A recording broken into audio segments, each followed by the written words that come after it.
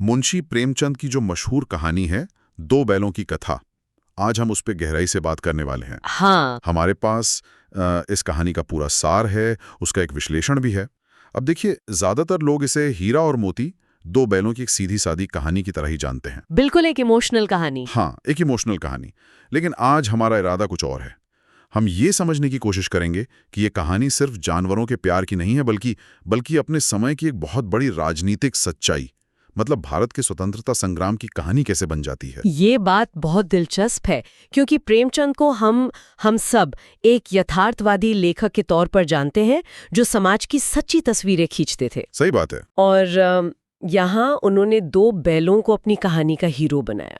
ये सिर्फ गांव किसान की जिंदगी का एक किस्सा नहीं है।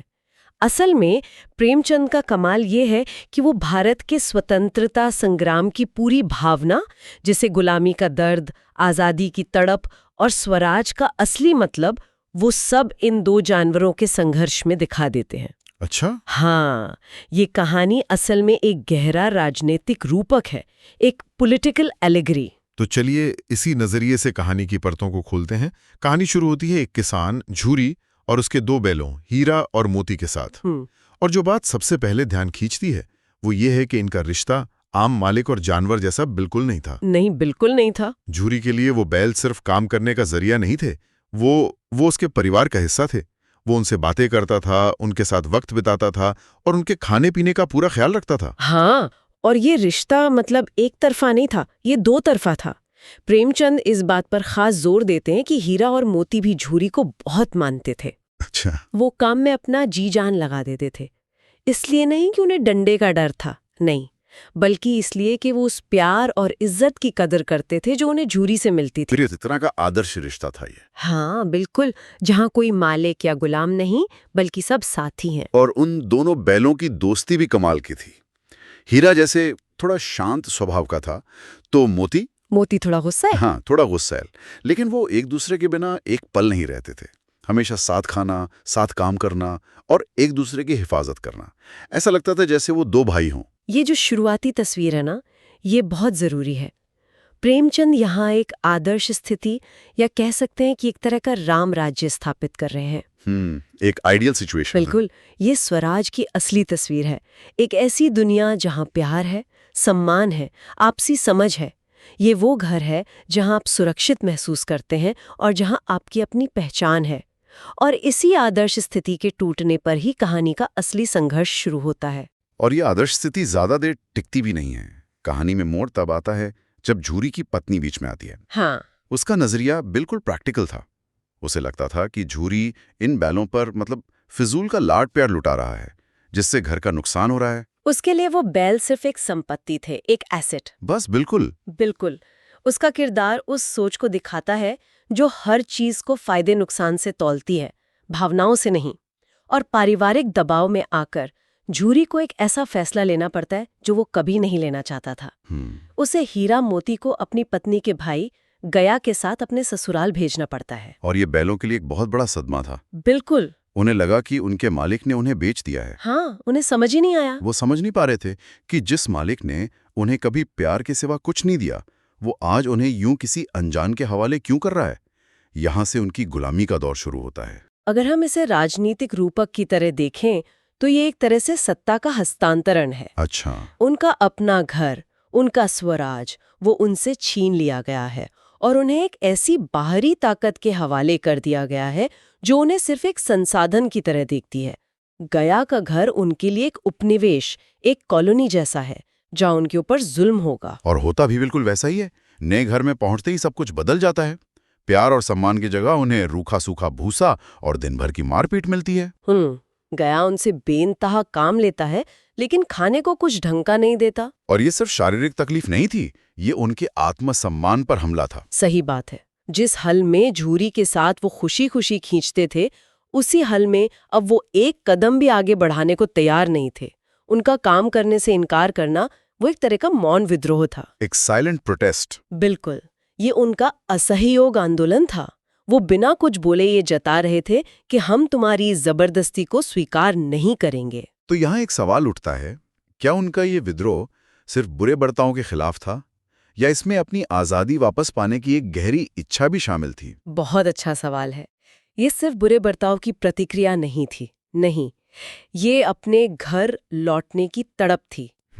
वो सम्मान और अपनेपन को वापस पाना चाहते थे जो उनसे छीन लिया गया था। इसीलिए जब उन्हें मौका मिलता है तो वो रस्सी तोड़कर भाग निकलते हैं। हाँ, उनका भागना सिर्फ एक पलायन नहीं है, ये स्वतंत्रता की ओर पहला कदम है। ये घोषणा है कि हम इस गुलामी को मंजूर नहीं करते। लेकिन आज़ादी का ये सफ़र बिल्कुल आसान नहीं था। वो तो रास्ता भटक जाते हैं। हाँ, भूखे प्यासे अनजान रास्तों पर। उन्हें एक खेत में घुसकर पेट भरने की कोशिश करनी पड़ती है, जहाँ वो पकड़े जाते हैं। और यहाँ उनकी दोस्ती की सबसे बड़ी परीक्षा होती है। जब मटर के खेत में हीरा पकड़ा जाता है तो मोती चाहता तो भाग सकता था आराम से। बिल्कुल, लेकिन वो अपने दोस्त को अकेला छोड़कर नहीं जाता।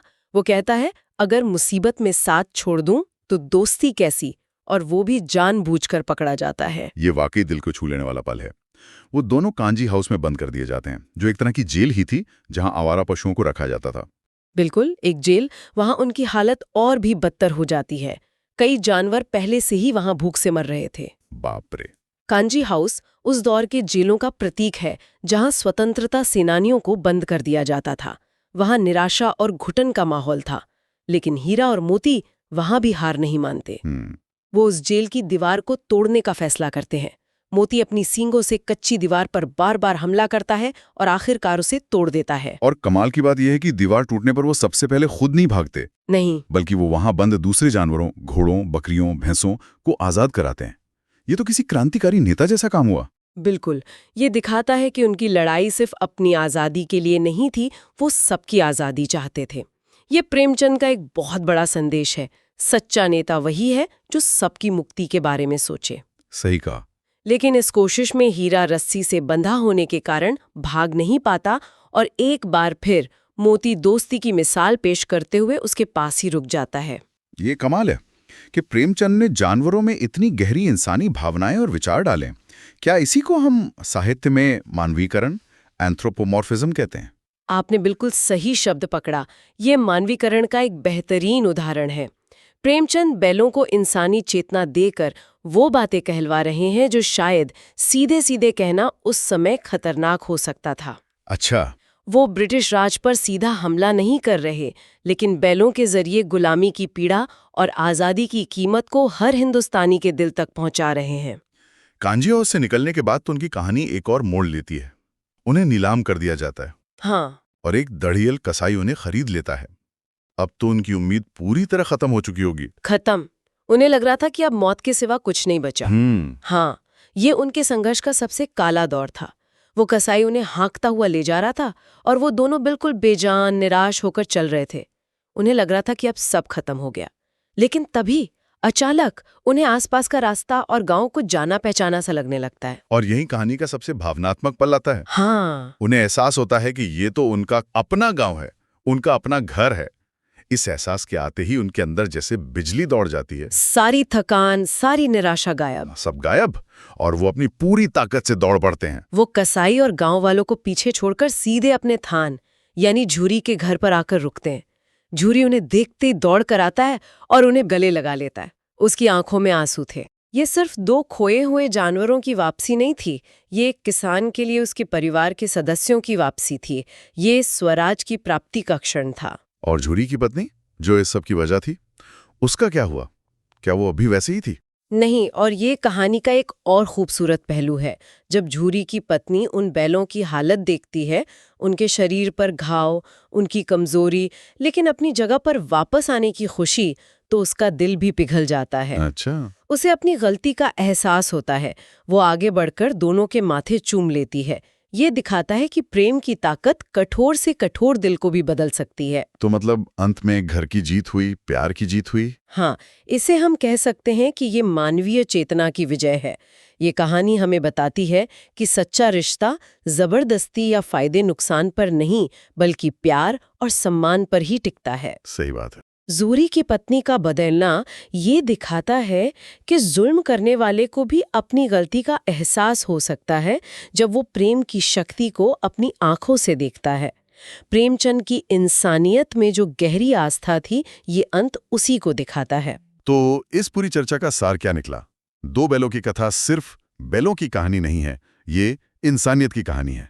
और जैसा कि हमने बात की, ये अपने समय के भारत की कहानी है। प्रेमचंद की सबसे बड़ी खूबी यही है कि वो बहुत सरल भाषा और किरदारों के जरिए बहुत गहरे और बड़े विचार हम तक पहुंचा देते हैं। सही कहा। ये कहानी हमें वफादारी, दोस्ती और अपनी आज़ादी के लिए लड़ने की भावना की ताकत सिखाती है। ये बताती है कि घर या स्वराज सिर्फ एक जमीन का टुकड़ा नहीं है, बल्कि वो एक एहसास है, सुरक्षा का, अपनेपन का और सबसे बढ़कर सम्मान का। सम्मान का। हीरा और मोती ने इतनी लंबी और कठिन यात्रा उसी सम्मान को वापस पाने के लिए की थी। ये बात आज भी उतनी ही सच है। कहानी भले 100 साल पुरानी हो, लेकिन उसका संदेश हमेशा नया रहे हैं। बिल्कुल। और ये कहानी आज के सुनने वालों के लिए एक सवाल भी छोड़ जाती है।